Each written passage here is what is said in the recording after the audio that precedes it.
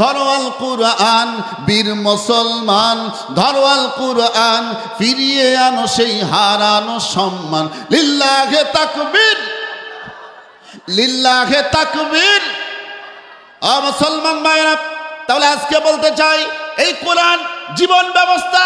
আজকে আমরা আল্লাহর কাছে ওয়াদাবদ্ধ হই, আজ থেকে আর আমরা কোরআন ছাড়া অন্য কারো কাছে যাব, অর্থাৎ আল্লাহ যেইভাবে চলতে বলেছেন কোরআন জীবন ব্যবস্থা, আমরা সেইভাবে মানব।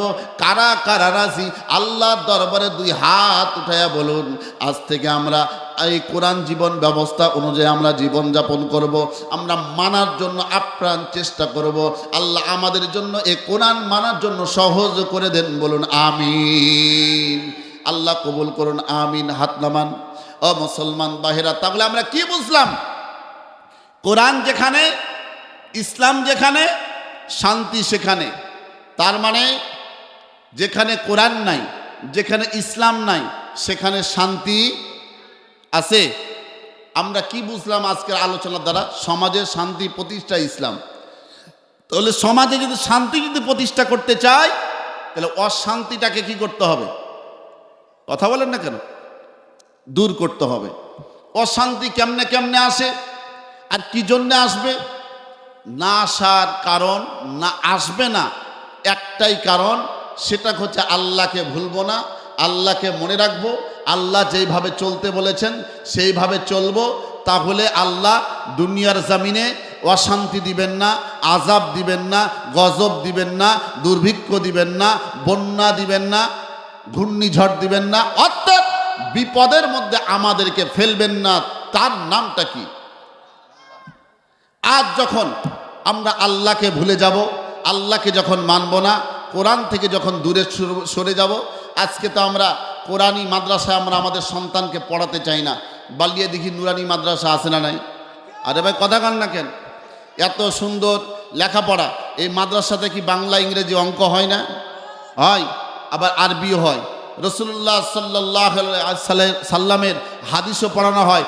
তার মানে এই মাদ্রাসাগুলোতে কোরআন আছে, হাদিস আছে, বাংলা আছে, ইংরেজি আছে, অঙ্ক আছে, সব আছে। এমনকি রাসূলুল্লাহ সাল্লাল্লাহু আলাইহি সাল্লামের আদর্শ আছে। আমরা পড়াচ্ছি কোথায় বলবো?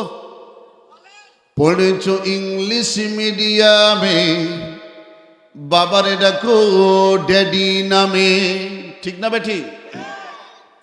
পড়েছো ইংলিশ মিডিয়ামে, বাবারে ডাকো ড্যাডি নামে।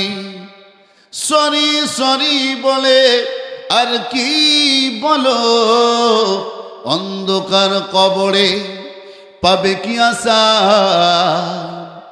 পড়ো না কোরআন কেন, পড়ো না কোরআন, ঠিক না বেঠি? পড়ো না কোরআন কেন, বলবো না? বলতে পারবো না? বলুন, পড়ো না কোরআন কেন, পড়ো না কোরআন, পড়ো না কোরআন কেন, পড়ো না কোরআন। পড়েছো ইংলিশ মিডিয়ামে, বাবারে ডাকো ড্যাডি নামে। পড়েছো ইংলিশ মিডিয়ামে, বাবারে ডাকো ড্যাডি নামে।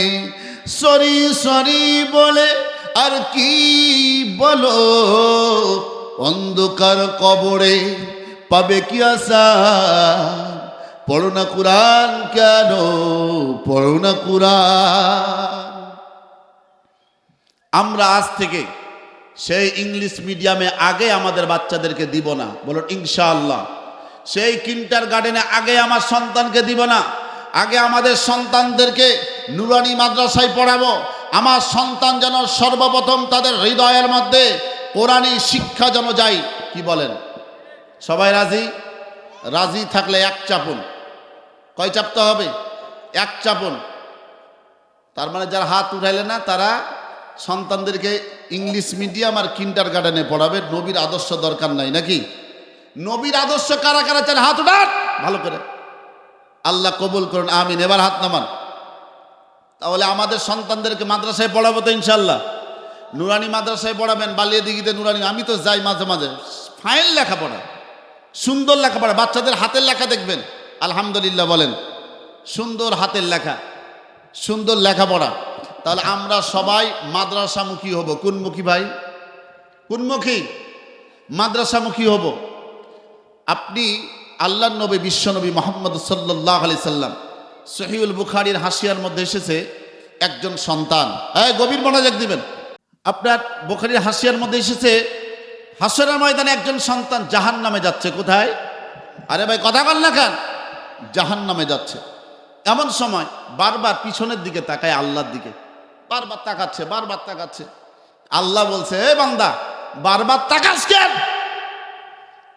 এমন সময় বলছে, আল্লাহ আমি এই জন্যে তাকাচ্ছি, আমার মা আমার বাবা কত স্বপ্ন ছিল আমাকে দুনিয়ার জমিনে বড় ডক্টর বানাবে, বড় ইঞ্জিনিয়ার বানাবে, বড় ডাক্তার বানাবে, বড় প্রফেসর বানাবে, বড় চাকরিজীবী বানাবে, বড় প্রফেসর বানাবে, বড় অফিসার বানাবে, বড় ব্যবসায়িক বানাবে, আমাকে বড় ওসি ডিসি এসপি এমনকি বড় নেতা এরকম কিছু বানাবে। অর্থাৎ দুনিয়ার জমিনে যেন আমি কোটি কোটি টাকা কামাই করি। কিন্তু একবারও আমাকে বলে নাই, বাবারে তুই নামাজ পড়। ছোটবেলাতে আমাকে বলে নাই। আমি যখন বড় হয়েছি, যখন আমাকে শয়তানে ধরে গেছে, তখন আমাকে বলছে নামাজ পড়। আমার বাবা মাও বুড়া বুড়ি হয়েছে, কিন্তু সে সময় তো শয়তান আমারে ছাড়ে না। আমিও মসজিদে বা নামাজ বা কোরআন পড়ি না। আল্লাহকে বলছে, আল্লাহ তামাক আমি এই কথা বলতে চাই, আমার মা বাবা দুনিয়ার জমিনে যদি আমাকে বলতো মাদ্রাসায় পড়, হাফেজে কোরআন বানাতো, কোরআন শিক্ষা দিত, হাদিস শিক্ষা দিত, আমাকে যদি দুনিয়ার জমিনে থাকা অবস্থায় আলেম বানাতো, তাহলে আজকে আমি জাহান্নামী হতাম না, আজকে আমি জাহান্নামের আমি জাহান্নামে আমি যেতাম না। আল্লাহ সর্বপ্রথম আমার ফরিয়াদ আপনার কাছে, আমার আরজি সেটা হচ্ছে আমি জাহান্নামে যাওয়ার আগে আমার মা বাবাকে আগে জাহান্নামে দিতে হবে। আমার মা বাবাকে জাহান্নামে দিবা, এরপরে আমি তাদের বুকের উপরে লাথি মেরে তারপরে আমি জাহান্নামে যাব। কিছু কি বুঝলেন? বুঝলে বুঝপাতা, না বুঝলে তেজপাতা। কি আল্লাহর নবী বিশ্বনবী বলেন, প্রত্যেকটা মা বাবার উপর সন্তানের 3টা হক। আরো জোরে, কয়টা? 3টা হক।